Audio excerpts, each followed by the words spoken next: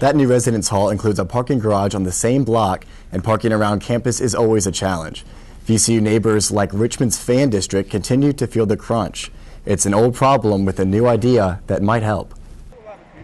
Parking. It's an issue in every American city and on college campuses.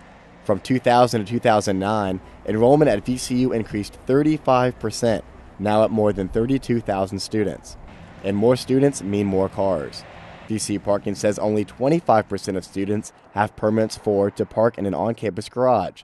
The rest usually park on the streets that head to nearby neighborhoods. VCU parking manager Paul Walker says the university keeps this in mind. There's a working relationship between the business community and the residential communities around VCU. And one of the things that we're very conscious of is how many of our students are going to be parking in their community. One of those communities is the Fan, just west of campus, where officials say 900 parking tickets are written every week.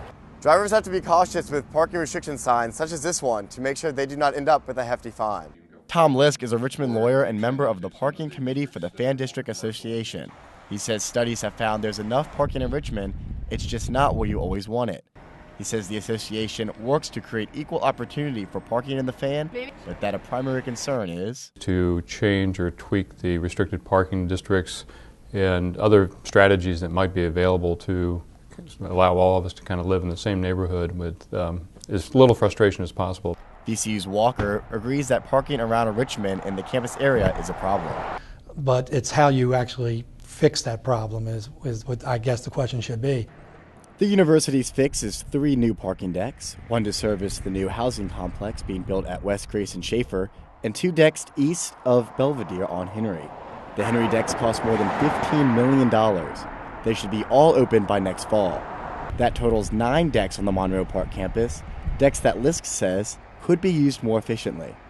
Well, debates that have been taking place recently are whether the university would make some of the university parking lots available for Fan residents on weekends when there are not as many students on campus.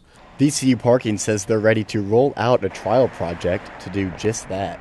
For about $5, VCU students, faculty, and staff who live in the Fan could get a special car hang tag to park in the VCU decks on the weekends. Weekends when neighbors would share parking, and maybe help change feelings about the campus area for what has become a 4-letter word. The Fan District Association is also considering an increase in parking fines for their area. Last year, they doubled from $25 to $50.